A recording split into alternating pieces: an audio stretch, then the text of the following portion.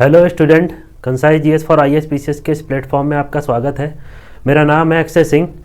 तो जैसा कि आपको पता होगा आरओ का जो एग्ज़ाम है प्रीलिम्स का, वो 2024 की फरवरी में होने वाला है। तो उसी के लिए आज अपनी पहली पॉलिटी की क्लास लेके आ रहे हैं। इससे पहले हमने एंशिएंट हिस्ट्री की क्लास ले चुके हैं। अगर आपने उसका लेक्चर ना देखा हो तो इसका डिस्क्रिप्शन बॉक्स में प्लेलिस्ट प्रोवाइड करा दी जाएगी, उसका लिंक जो होगा उस पर जाके आप उसको देख सकते हैं। तो जैसा कि मैंने फर्स्ट लेक्चर में ही बताया था आपको कि ये जो क्लास होंगी आरओ की जो जीएस का कोर्स जो होगा पूरा, इसको हम लोग क्या करेंगे, एमसीक्यू फॉर्मेट में पूरा कवर करेंगे और कुछ एडिशनल फैक्ट और कॉन्सेप्ट जो होंगे उनको भी साथ में लेते हुए चलेंगे इसमें। तो सारा जो जीएस का कोर्स है उसको वन बाय वन हम लोग कवर करते चलेंगे। एंशिएंट हिस्ट्री हो, चाहे मॉडर्न हिस्ट्री हो, चाहे पॉलिटी हो, ज्योग्राफी हो, एनवायरनमेंट हो, सभी को हम एमसीक्यू फॉर्मेट में पढ़ेंगे और उनका डिटेल्ड एक्सप्लेनेशन भी देखेंगे। तो ये आज का जो लेक्चर है हमारा ये है पॉलिटी का। तो जैसा कि आपने देख लिया होगा, इसमें लिखा है पॉलिटी का है कॉन्स्टिट्यूशनल डेवलपमेंट, जो है संवैधानिक विकास, जिसमें खूब सारे एक्ट और कई सारी चीज़ें आती हैं। 1773 के रेगुलेटिंग एक्ट से लेकर इंडिपेंडेंस एक्ट जो है 1947 का, वहाँ तक की सारी चीज़ें हम कवर करेंगे आज लेक्चर में। और अच्छे से डिटेल्ड एक्सप्लेनेशन और जो भी चीज़ें इसमें कमी होंगी उनको अलग से फैक्ट ऐड करके इसमें बताया जाएगा। तो ये चीज़ ध्यान में रखिएगा। तो आज का लेक्चर स्टार्ट करने से पहले अगर आप चैनल पर नए हो तो चैनल को सब्सक्राइब कर लीजिएगा, ताकि जो आने वाली वीडियोस की नोटिफिकेशन आप तक पहुंचती रहे। और अगर इस लेक्चर की पीडीएफ चाहिए हो तो उसका भी लिंक जो होगा हमारे डिस्क्रिप्शन बॉक्स में प्रोवाइड करा दिया जाएगा टेलीग्राम का। तो उस टेलीग्राम के चैनल पे जाके पीडीएफ जो है वहाँ पे आप इसको ले सकते हैं। तो स्टार्ट करते हैं आज का लेक्चर हम। तो लेक्चर स्टार्ट करने से पहले अगर आपको कोई डाउट एंड क्वेरी हो कोर्स से रिलेटेड या प्रिपरेशन या तैयारी से रिलेटेड कोई भी डाउट एंड क्वेरी हो तो ये हमसे आप इंस्टाग्राम पे कनेक्ट हो सकते हैं। वहाँ पे जुड़ के आप हमसे कोई भी डाउट एंड क्वेरी जो हो डायरेक्ट पूछ सकते हैं। साथ ही ये हमारे टेलीग्राम चैनल का ये क्यूआर कोड दिया गया है, इस पर भी आप स्कैन करके या लिंक के थ्रू भी जाके टेलीग्राम चैनल पर ऐड हो सकते हैं। तो बढ़ते हैं आज के पहले क्वेश्चन की तरफ, देख लेते हैं पहला क्वेश्चन हमारा कौन सा दिया गया है। तो स्टार्ट करते हैं आज का लेक्चर और पहला क्वेश्चन देखते हैं। तो पहला क्वेश्चन जैसे इसमें दिया हुआ है क्या कि निम्नलिखित में से पूछ रहा है किस अधिनियम के तहत कलकत्ता में सर्वोच्च न्यायालय की स्थापना की गई थी। तो क्या पूछ रहा है, कौन सा ऐसा अधिनियम है इनमें से जो ऑप्शन दिए हैं इसके तहत सर्वोच्च न्यायालय की स्थापना की गई थी, कहाँ पे, तो कलकत्ता में। ये पूछ रहा है क्वेश्चन आपसे। तो इसमें देखिए ऑप्शन दिए हुए हैं। पहला क्या है, ए रेगुलेटिंग एक्ट दिया है। दूसरा क्या दिया है, दूसरा दिया है पिट्स इंडिया एक्ट, पिट्स का भारत अधिनियम या पिट्स इंडिया एक्ट भी कहते हैं इसको, 1784 का। तीसरा ऑप्शन दिया है चार्टर एक्ट और चौथा क्या दिया है, चार्टर एक्ट 1813 और 1833। तो ये ऑप्शन दिए हुए हैं। तो इसमें आपको राइट आंसर टिक करना है। तो राइट आंसर इसमें क्या होगा, राइट आंसर है हमारा इसमें क्या, 1773 का जो एक्ट था उसके तहत एक प्रावधान किया गया था क्या कि कलकत्ता में सर्वोच्च न्यायालय की स्थापना करने का एक प्रावधान किया गया था। तो ये चीज़ ध्यान में रखिएगा। कुछ और चीज़ें जान लेते हैं इसमें, जैसे 1773 का जो एक्ट था, रेगुलेटिंग एक्ट भी कहते हैं इसको नाम से। तो इसमें जो प्रावधान किया गया था क्या, सुप्रीम कोर्ट का प्रावधान किया गया था 1773 में, लेकिन जो सुप्रीम कोर्ट बना है वो कब बना है, तो 1774 में तैयार हुआ है। तो प्रावधान 1773 के एक्ट में कर दिया गया था, लेकिन 1774 में वो सुप्रीम कोर्ट बन के तैयार हुआ है कलकत्ता का। तो ये चीज़ ध्यान में रखिएगा। और इसके पूछ लेता है कभी कभी क्वेश्चन में, कई बार पूछा भी गया क्वेश्चन कि इसके फर्स्ट जज कौन थे, सीजीआई मान लीजिए, पहले जज कौन थे इसके, मुख्य न्यायाधीश इसके कौन थे, तो एलिजा इम्पे थे। इनका नाम ध्यान में रखिएगा, कौन थे, एलिजा इम्पे थे। तो इनका नाम ध्यान में रखिएगा, एलिजा इम्पे थे इसके फर्स्ट मुख्य न्यायाधीश। उसके साथ ही 3 अन्य न्यायाधीश भी थे। तो 3 अन्य न्यायाधीश थे, उनका भी नाम कभी पूछा नहीं है वैसे क्वेश्चन में। अगर आपको जानना है तो उनका भी नाम मैं बता देता हूँ।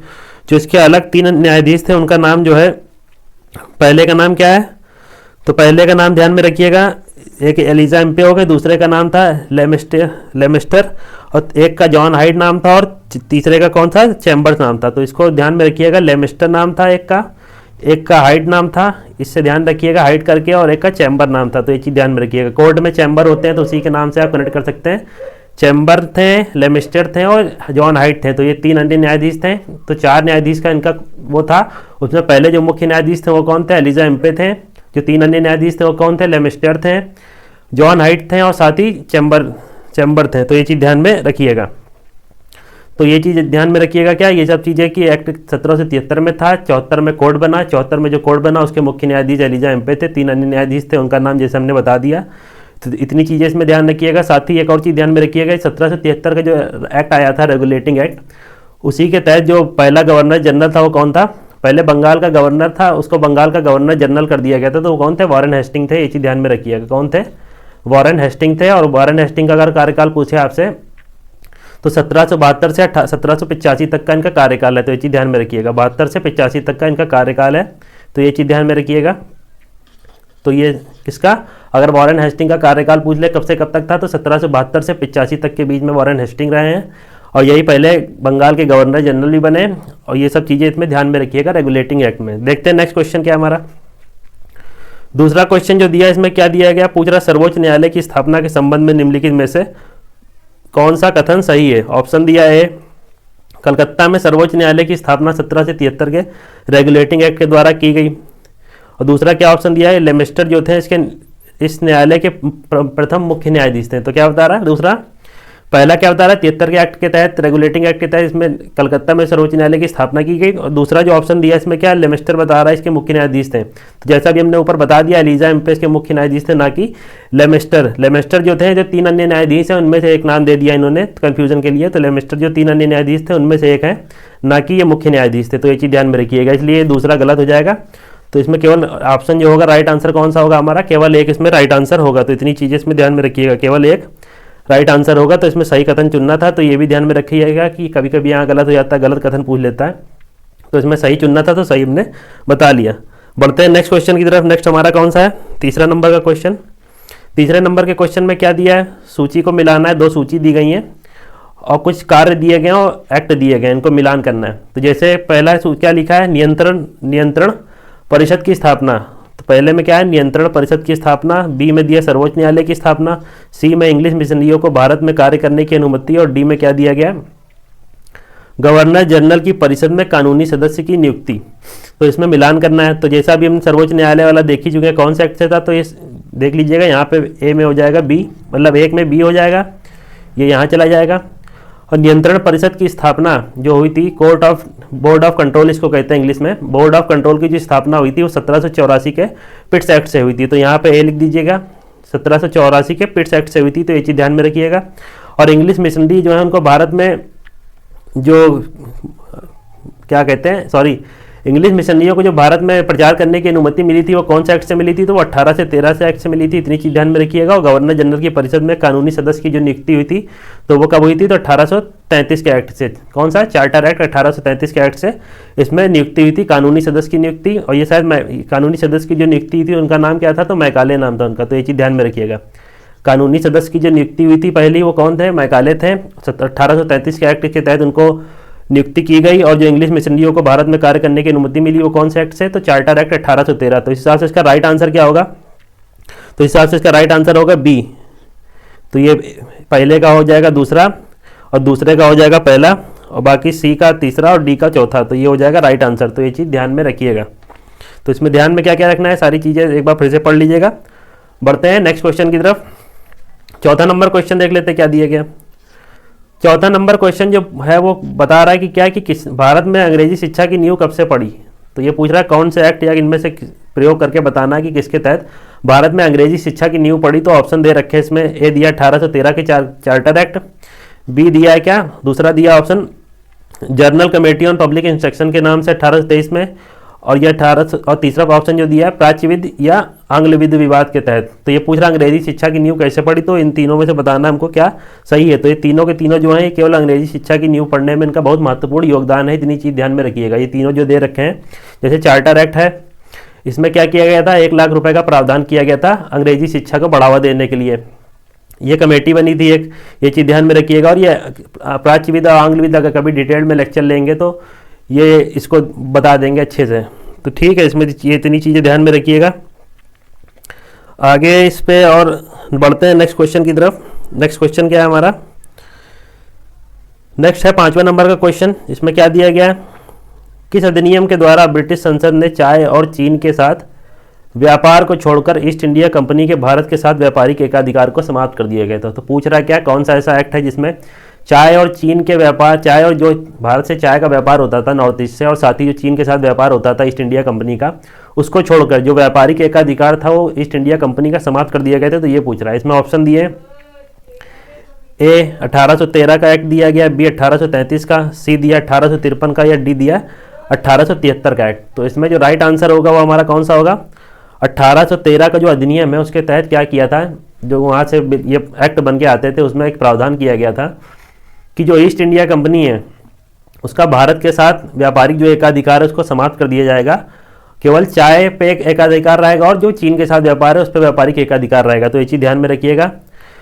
ये चीज़, एक चीज़ और इसमें ध्यान रखिएगा, जैसे ब्रिटेन में बहुत सारी कंपनी, एकाधिकार का मतलब समझ लीजिए, जो व्यापारिक एकाधिकार यहाँ पे दिया हुआ है टर्म, उसको समझ लीजिए। जो एकाधिकार होता है या मोनोपोली जिसको कहते हैं, जो मोनोपोली होती है उसका मतलब ये होता है, जैसे ब्रिटेन में और भी कंपनियाँ थीं, ब्रिटेन में बहुत सारी कंपनियां थी, उनमें से एक कंपनी थी, कौन, ईस्ट इंडिया कंपनी। तो बहुत सारी कंपनियों में से एक कंपनी थी ईस्ट इंडिया कंपनी, जिसको क्या मिला था, एक एकाधिकार मिला हुआ था। मतलब इस कंपनी के अलावा कोई भी भारत से व्यापार नहीं कर सकेगा। तो मतलब समझ रहे हैं आप इसका, कि एकाधिकार मतलब क्या होगा, कि ईस्ट इंडिया कंपनी के अलावा भारत और पूर्व के साथ जितना व्यापार होगा केवल ईस्ट इंडिया कंपनी करेगी। भारत, बाकी जो भी कंपनियां हैं ब्रिटेन की, उनको ये एकाधिकार नहीं मिला हुआ है, मतलब उनको ये अधिकार प्राप्त नहीं है कि वो यहाँ पे आके व्यापार कर लें, सिवाय ईस्ट इंडिया कंपनी को छोड़ के। तो इसी को ट्रेड मोनोपोली कहते हैं या व्यापारिक एकाधिकार कहते हैं, जिसको 1600 का चार्टर जो मिला था एलिजाबेथ से सन 1600 में, उसी के तहत ये कंपनी जो है, कौन सी, ईस्ट इंडिया कंपनी, उसको व्यापारिक एकाधिकार प्राप्त हुआ था। और ये ईस्ट इंडिया कंपनी है, उसका गठन कब हुआ था, तो 1599 में। ये चीज़ ध्यान में रखिएगा, 1599 में गठन हुआ था, 1600 में इसको व्यापारिक एकाधिकार मिल गया था। और ये भारत कब आए, तो ये आपको पता ही होगा।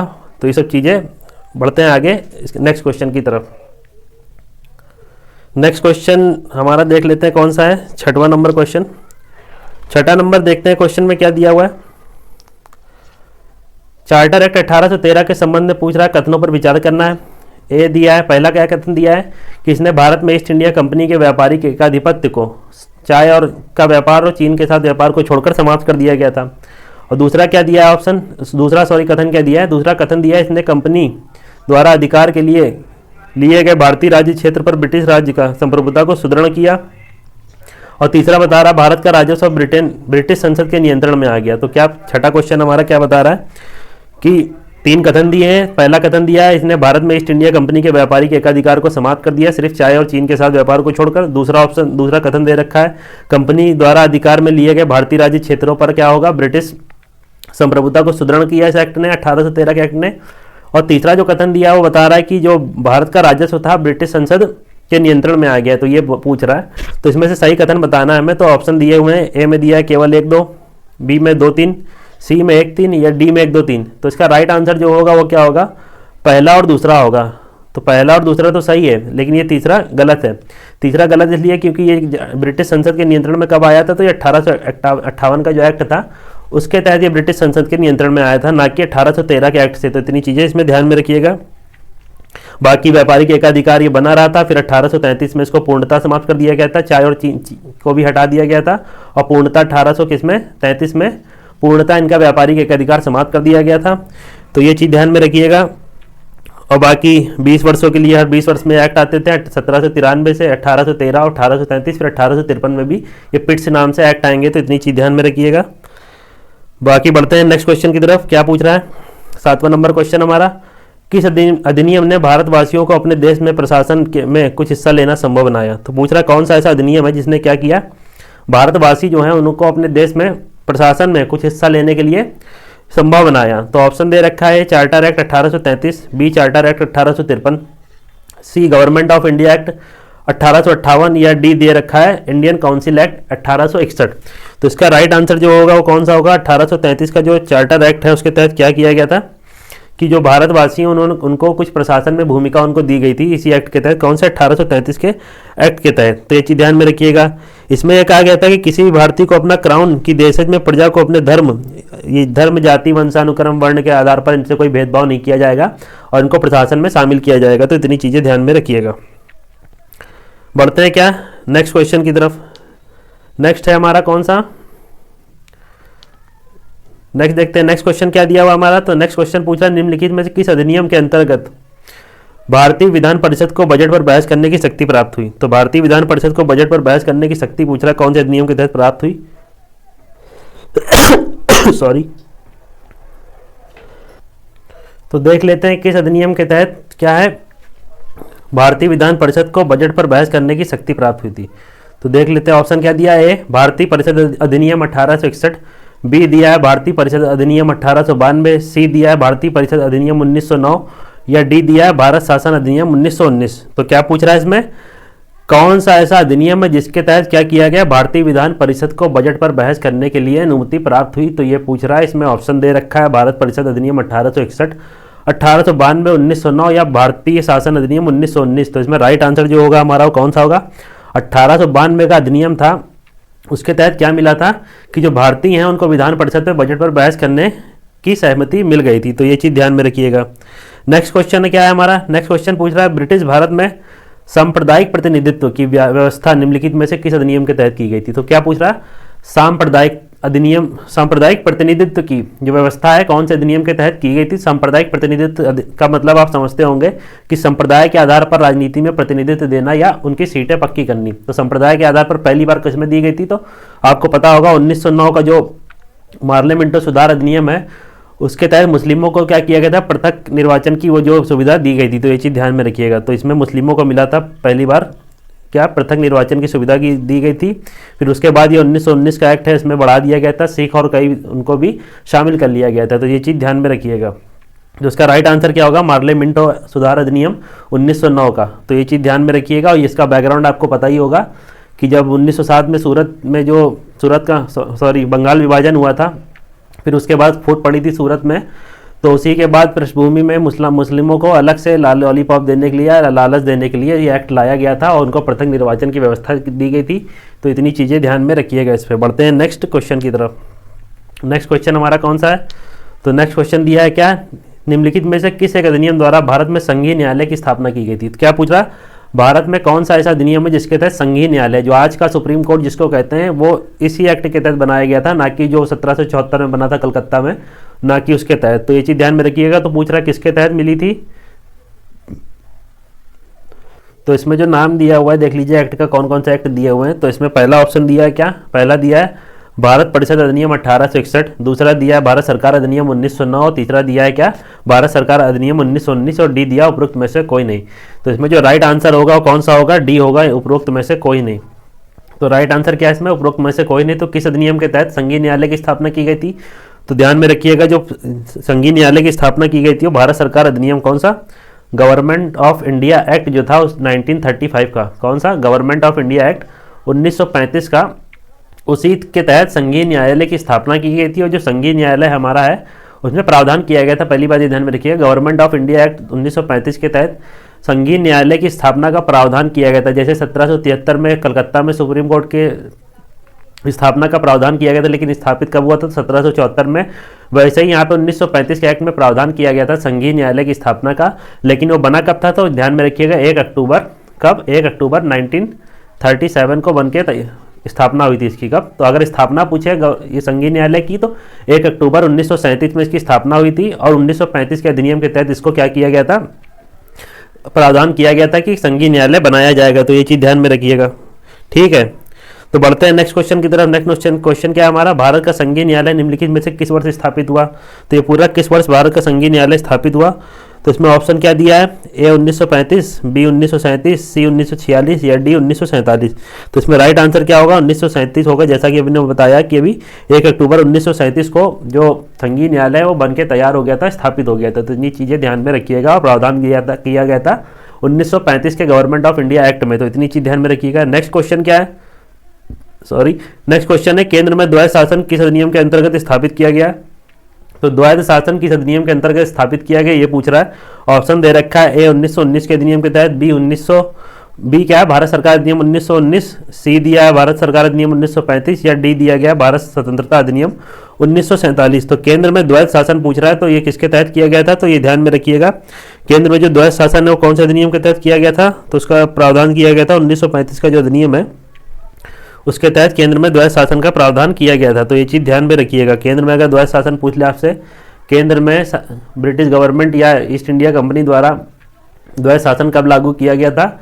तो यहाँ पे ध्यान में रखिएगा 1935 के अधिनियम के तहत केंद्र में द्वैध शासन की व्यवस्था की गई थी। तो इतनी चीज़ें ध्यान में रखिएगा। नेक्स्ट क्वेश्चन देखते हैं। नेक्स्ट क्वेश्चन हमारा कौन सा है, नेक्स्ट क्वेश्चन दिया है, फिर से वही क्वेश्चन रिपीट है, केंद्र में द्वैध शासन प्रणाली की स्थापित की गई थी। तो ये चीज़ ध्यान में रखिएगा। 1935 का अधिनियम, जैसे अभी हमने बताया 1935 के अधिनियम के तहत इसमें क्या किया गया था, केंद्र में द्वैध शासन की स्थापना की गई थी। अगर आपसे पूछ ले प्रांतों में द्वैध शासन की व्यवस्था कब की गई थी, तो ये तो केंद्र में द्वैध शासन की व्यवस्था हो गई। अगर आपसे प्रांत में पूछ ले द्वैध शासन की व्यवस्था कौन से अधिनियम के तहत की गई थी, तो ये 1919 का अधिनियम है। इसमें क्या किया गया था, प्रांतों में द्वैध शासन की व्यवस्था की गई थी। तो 1935 के अधिनियम के तहत केंद्र में द्वैध शासन की व्यवस्था, 1919 का अधिनियम जो है वो क्या है, प्रांतों में द्वैध शासन की व्यवस्था। तो इतनी चीज़ ध्यान में रखिएगा, ठीक है। तो प्रांतों में द्वैध शासन की व्यवस्था कौन से अधिनियम के तहत, 1919 के अधिनियम के तहत, इतनी चीज़ ध्यान में रखिएगा। नेक्स्ट क्वेश्चन क्या है, 1919 के भारत शासन अधिनियम में निम्नलिखित में से कौन सी प्रमुख विशेषताएं हैं। तो 1919 के अधिनियम की प्रमुख विशेषताएं पूछ रहा है, ऑप्शन दिया हुआ है, देख लेते हैं। ऑप्शन क्या दिया है, पहला कथन दिया है इसमें क्या कि प्रांतों की कार्यकारिणी सरकार में द्वैध शासन की व्यवस्था स्टार्ट की गई। तो 1919 के अधिनियम के तहत अभी जैसा हमने ऊपर बताया, प्रांतों में जो कार्यकारिणी है उसमें द्वैध शासन की व्यवस्था प्रारंभ हुई। दूसरा क्या दिया है, मुसलमानों के लिए पृथक सांप्रदायिक निर्वाचक मंडल की व्यवस्था। तो मुसलमानों के लिए जो पृथक निर्वाचक सांप्रदायिक मंडल है उसकी स्थापना कौन से अधिनियम के तहत की गई थी, तो जैसा भी हमने बताया था 1909 के अधिनियम के तहत, ना कि 1919 के अधिनियम के तहत। और केंद्र द्वारा प्रांतों की को विधायिनी शक्ति का हस्तांतरण, तो 1919 के अधिनियम में और क्या बता रहा है कि केंद्र द्वारा क्या किया गया, प्रांतों को विधायिनी शक्ति का हस्तांतरण किया गया। तो देख लेते हैं इसमें राइट आंसर क्या है। इसमें पहला तो राइट है, दूसरा गलत है, दूसरा हमने यहाँ से एलिमिनेट कर दिया तो ये हट गया। तो इसमें पहला और तीसरा इसका राइट आंसर है। जो तीसरा दिया गया, केंद्र द्वारा प्रांतों को कुछ विधायिनी शक्ति हस्तांतरित की गई थी, वो भी इसमें राइट आंसर है। 1919 के अधिनियम के तहत ही ये किया गया था। तो ये चीज़ ध्यान में रखिएगा। बाकी बढ़ते हैं नेक्स्ट क्वेश्चन की तरफ। नेक्स्ट हमारा क्वेश्चन कौन सा है, तो क्या पूछ रहा है नेक्स्ट क्वेश्चन, निम्नलिखित में से किसने ब्रिटिश भारत में प्रांतीय स्वायत्तता शुरू की। तो क्या पूछ रहा है, किसने ब्रिटिश भारत में, इसमें कौन सा एक्ट है ऐसा जिसने प्रांतीय स्वायत्तता शुरू की ब्रिटिश भारत में, तो ये पूछ रहा है। इसमें देख लेते हैं ऑप्शन क्या क्या दिया है, cabinet mission, B Simon commission, C Bharat सरकार अधिनियम 1935, या डी दिया भारत सरकार अधिनियम 1919। तो क्या पूछ रहा है, ब्रिटिश भारत में प्रांतीय स्वायत्तता मतलब प्रांतों को स्वायत्तता देने की शुरुआत की गई, मतलब प्रांतों को कुछ अपने कानून या सब बनाने की स्वतंत्रता की शुरुआत की। तो किसने की, 1919 का जो अधिनियम है उसी के तहत इसकी शुरुआत हुई। तो ये चीज़ ध्यान में रखिएगा।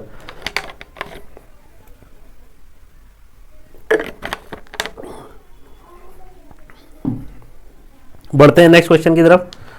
नेक्स्ट क्वेश्चन जो हमारा दिया हुआ है कौन सा है, भारतीय विधान पालिका प्रथम बार द्विसदनी बनाई गई। तो क्या पूरा कौन सी भारतीय विधान पालिका है जो कब पहली बार द्विसदनी बनाई गई। तो देख लेते हैं ऑप्शन क्या क्या दिया है। ए दिया 1892, बी 1909, सी 1919, या डी 1935 में।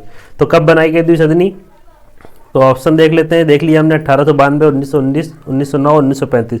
राइट आंसर क्या, 1919 के अधिनियम के द्वारा भारतीय विधान पालिका जो है प्रथम बार द्विसदनी बनाई गई। तो इतनी चीज़ ध्यान में रखिएगा। सॉरी, थोड़ा कोल्ड हो गया। तो इसमें जैसे हमने देख लिया कि द्विसदनी कब बनाई गई, तो 1919 के अधिनियम के तहत बनाई गई। और इसमें ऊपर दो सदन बनाए गए। जो ऊपरी सदन था उसको क्या कहते हैं, उसको कहते हैं ऊपरी सदन को राज्य परिषद या काउंसिल ऑफ स्टेट। जैसे अभी इस समय राज्यसभा है वैसे उस समय राज्य परिषद कहते थे उसको, उस समय राज्य परिषद। और जो निचला सदन था उसको क्या कहते थे, जो निचला सदन है उसको क्या कहते थे, केंद्रीय विधानसभा। जैसे आज लोकसभा होती है उस समय केंद्रीय विधानसभा के नाम से इसको जाना जाने लगा था।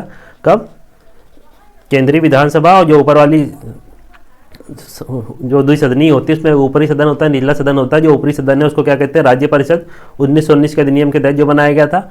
और जो निचला सदन होगा उसके तहत उसमें क्या, केंद्रीय विधानसभा उसको कहा जाता है। तो ये चीज़ ध्यान में रखिएगा। जैसे आज की राज्यसभा हो गई तो उस समय राज्य परिषद उसको कहते थे, और आज की लोकसभा उस समय केंद्रीय विधानसभा उसको कहते थे। तो इतनी चीज़ ध्यान में रखिएगा। बढ़ते हैं नेक्स्ट क्वेश्चन की तरफ। केंद्र में कौन सा एक्ट द्विसदनी विधायिका लाया, तो वही जैसा अभी हमने देखा 1919 का एक्ट जो था, क्या ये, हाँ, जो 1919 का एक्ट था वो क्या था, द्विसदनी विधायिका लाया कब, केंद्र में। तो ये चीज़ ध्यान में रखिएगा। नेक्स्ट क्वेश्चन क्या है, कथनों पर विचार करना, सही कथन चुन के बताना है हमें। तो कथन क्या दिए गए देख लेते हैं। जैसे कथन दिया है इसमें क्या, 1919 के मॉन्टेग्यू चेम्सफोर्ड सुधारों में क्या किया गया, 21 वर्ष की अधिक आयु की सभी महिलाओं के लिए मताधिकार की संस्तुति की गई।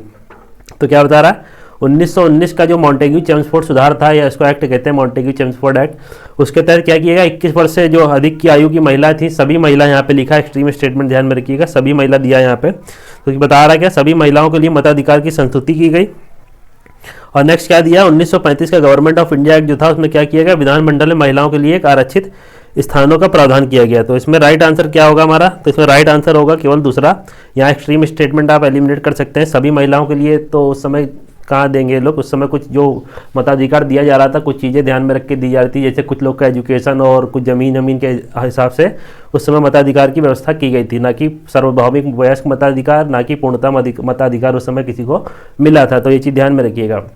एक चीज़ और कमेंट बॉक्स में बताइएगा, जो हम लोग को जो राइट टू वोट मिला हुआ है वो कौन सा अधिकार है और कौन से आर्टिकल में उसका मेंशन है, तो ये चीज़ बताइएगा। बढ़ते हैं अब नेक्स्ट क्वेश्चन की तरफ। नेक्स्ट क्वेश्चन क्या है, भारत शासन अधिनियम 1919 के अंतर्गत पूछ रहा है भारतीय विधायिका का अंतिम निर्वाचन किस वर्ष में आयोजित किया गया। जो भारत शासन अधिनियम था 1919 का, उसके अंतर्गत पूछ रहा है भारतीय विधायिका का अंतिम निर्वाचन कौन से वर्ष में आयोजित किया गया। तो ऑप्शन दे रखा है, ए है 1930, बी है 1934, सी है 1945 या डी 1947। तो इसका राइट आंसर क्या होगा, तो इसका राइट आंसर जो होगा 1945 का जो इलेक्शन था वो कौन सा, भारत शासन अधिनियम के तहत अंतिम विधायिका का निर्वाचन हुआ था। 1919 के अधिनियम के तहत जो 1945 का इलेक्शन हुआ था वो अंतिम बार हुआ था, ये चीज़ ध्यान में रखिएगा। मतलब 1919 के अधिनियम के तहत अगर अंतिम बार कोई निर्वाचन हुआ था तो वो कौन सा हुआ था, 1945 में हुआ था। तो यही ये क्वेश्चन में पूछ रहा है। नेक्स्ट देखते हैं, नेक्स्ट क्या है, राष्ट्रपति अध्यादेश निर्गत करने की शक्ति पूछ रहा है। तो राष्ट्रपति की अध्यादेश निर्गत करने की शक्ति पूछ रहा है, किससे प्रेरित है। तो ऑप्शन दे रखा है, जैसे ए दिया है भारत सरकार अधिनियम 1919, बी दे रखा है भारत सरकार अधिनियम 1935, सी है 1909 या डी दिया है भारत सरकार अधिनियम 1947। तो ये किसके तहत मिला हुआ है शक्ति हम लोग को, तो भारत सरकार अधिनियम 1935 जो है उसी के तहत राष्ट्रपति जो है उसको अध्यादेश जारी करने की शक्ति है, इसी से प्रेरित है। और ये चीज़ बताइएगा अध्यादेश कौन से अनुच्छेद में मेंशन है हमारे संविधान के, तो इसको कमेंट बॉक्स में बताइएगा। भारत क्या अध्यादेश जो राष्ट्रपति अध्यादेश जारी करता है या राज्यपाल जो अध्यादेश जारी करता है वो कौन से अनुच्छेद में इसका जिक्र है, तो ये चीज़ बताइएगा। बढ़ते हैं हम क्या नेक्स्ट क्वेश्चन की तरफ। नेक्स्ट क्वेश्चन क्या है हमारा, निम्नलिखित में से किस अधिनियम द्वारा संवैधानिक निरंकुशता का सिद्धांत प्रवृत्त किया गया। तो कौन सा ऐसा अधिनियम है जिसके तहत क्या किया गया, संवैधानिक निरंकुशता का प्रावधान प्रवृत्त किया गया। तो ये पूछ रहा है सिद्धांत जो है प्रवृत्त किया गया, तो यही पूछ रहा है। ऑप्शन दे रखा है 1909 का भारत परिषद अधिनियम या इंडियन काउंसिल एक्ट, 1919 का भारत सरकार अधिनियम, 1935 का भारत सरकार अधिनियम या 1947 का भारतीय स्वतंत्रता अधिनियम। तो क्या पूछ रहा है, किस अधिनियम के तहत संवैधानिक निरंकुशता का सिद्धांत प्रवृत्त किया गया। तो इसमें जो राइट आंसर होगा वो कौन सा होगा, 1935 का, सॉरी जिसमें राइट आंसर होगा वो कौन सा होगा, 1935 का अधिनियम जो है इसी के तहत क्या किया गया, संवैधानिक निरंकुशता का सिद्धांत को प्रवृत्त किया गया। इतनी चीज ध्यान में रखिएगा। तो बढ़ते हैं नेक्स्ट क्वेश्चन की तरफ। नेक्स्ट कौन सा क्वेश्चन है हमारा, नेक्स्ट क्वेश्चन देख लेते हैं। नेक्स्ट क्वेश्चन है, भारत के संविधान में केंद्र और राज्यों के बीच किया गया शक्तियों का जो विभाजन है निम्नलिखित में से किसने उल्लिखित योजना पर आधारित है। तो ये पूछ रहा है कौन से ऐसी जो भारत सरकार का जो केंद्र और राज्यों का संबंध है वो पूछ रहा है कि इनमें से जो दिए गए ऑप्शन या एक्ट दिए गए उनमें से किससे संबंधित है। तो ये देख लेते हैं। पहला क्या है, मॉर्ले मिंटो, दूसरा है मॉन्टेग्यू चेम्सफोर्ड, तीसरा है भारत सरकार अधिनियम 1935 और चौथा दिया है क्या 1947 भारतीय स्वतंत्रता अधिनियम। तो किससे प्रवृत्त है, तो इसमें जो राइट आंसर है वो कौन सा, 1935 का जो अधिनियम था यहीं से जो केंद्र और राज्यों के संबंधों की शुरुआत है यहीं से मानी जाती है। तो इतनी चीज़ इसमें ध्यान में रखिएगा। नेक्स्ट क्वेश्चन देखते हैं। नेक्स्ट क्या है, निम्न में से एक भारत सरकार अधिनियम 1935 की मुख्य विशेषताओं में से नहीं है। तो क्या पूछ रहा है, नहीं है, कौन सी मुख्य विशेषता नहीं है निम्नलिखित में से, भारत सरकार अधिनियम 1935 का जो था उसमें क्या नहीं है विशेषता उसकी। तो ए दिया ऑप्शन में क्या कि इस अधिनियम में अखिल भारतीय महासंघ का प्रावधान था। दूसरा क्या दिया है कि अवशेष विषय प्रांतीय विधायकों को आवंटित किए गए थे। तीसरा क्या दे रखा है कि यह प्रांतीय स्वायत्तता के सूत्रपात का संकेत था। और चौथा क्या दे रखा है, इसने प्रांतीय स्तर पर द्वैध शासन प्रणाली को समाप्त कर केंद्र में इसे लागू किया गया। तो ये अभी हमने ऊपर पढ़ के आ रहे हैं कई जगह कि जो केंद्र में द्वैध शासन की व्यवस्था है वो 1935 के अधिनियम के तहत स्टार्ट की गई और जो प्रांतों में द्वैध शासन व्यवस्था थी वो 1919 में शुरुआत हुई और उसको समाप्त कर दिया गया 1935 के एक्ट के तहत। और 1935 के एक्ट में केंद्रों में द्वैध शासन की व्यवस्था स्टार्ट की गई। तो इसमें जो राइट आंसर होगा हमारा वो कौन सा होगा, क्या पूछ रहा था, क्या विशेषता नहीं है। तो विशेषता ये दूसरी जो दी गई है अवशिष्ट शक्ति है जो बता रहा है इसमें, ये राइट आंसर है, ये नहीं है। इसकी विशेषता अवशिष्ट विषय जो है प्रांतीय विधायकों में आवंटित किए गए, तो ये गलत है। तो ये चीज़ ध्यान में रखिएगा, ये ना प्रांतीय इसमें नहीं दिए गए थे। तो इतनी चीज़ें ध्यान में रखिएगा। बाकी ये तीनों के तीनों प्रावधान है ये सही है। तो इसमें हम लोग गलत बताना था तो दूसरा इसमें गलत है। तो इतनी चीज़ ध्यान में रखिएगा। नेक्स्ट क्या है, एक संघीय व्यवस्था और केंद्र में द्वैध शासन भारत में लागू किया गया। तो फिर से वही क्वेश्चन रिपीट हो रहा है कई बार। तो 1935 का अधिनियम लगा लीजिएगा इसमें भी। नेक्स्ट देखते हैं। नेक्स्ट क्वेश्चन क्या है, किस एक अधिनियम ने भारत में संघीय शासन व्यवस्था की स्थापना की व्यवस्था दी। तो किसने दी, तो ये चीज़ देख लीजिएगा। वही 1935 का अधिनियम, 1935 का एक्ट, ये चीज़ ध्यान में रखिएगा। 1935 का ये एक्ट, इसने भारत में संघीय शासन व्यवस्था दी। 1935 दूसरा क्या, नेक्स्ट क्वेश्चन क्या है हमारा, 1935 के अधिनियम के द्वारा स्थापित संघ में अवशेष शक्तियाँ किसको दी गई? जो अवशेष शक्तियाँ थी, अवशेष शक्तियाँ उनको कह रहे हैं, वो पूछ रहा है किसको दी गई। तो ऑप्शन दे रखा है, ए है संघीय विधान पालिका, बी है प्रांतीय विधानमंडल, सी है गवर्नर जनरल को, या डी प्रांतीय गवर्नरों को। तो ये किसको दी गई? 1935 के अधिनियम द्वारा जो अवशेष शक्तियाँ थी वो किसको प्रदान की गई?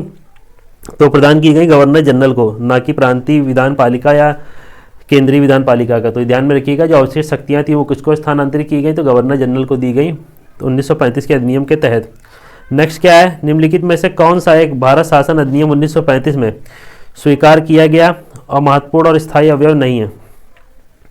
तो क्या बता रहा है, कौन सा ऐसा महत्वपूर्ण और स्थायी अवयव नहीं है जो भारत शासन अधिनियम 1935 का है? तो ये पूछ रहा है। इसमें क्या दिया है, ऑप्शन देख लेते हैं।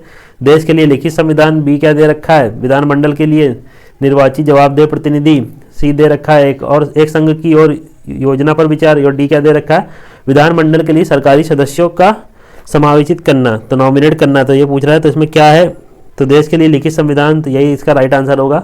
तो ये ऐसा कोई अवयव नहीं था 1935 के एक्ट में जो में बताया गया हो कि देश के लिए कोई लिखित संविधान होगा या नहीं होगा। उस समय तक तो ऐसी कोई विचार ही नहीं था कि देश के लिए लिखित संविधान का प्रावधान करना है कि नहीं करना है। तो ये चीज़ ध्यान में रखिएगा। बढ़ते हैं नेक्स्ट क्वेश्चन की तरफ।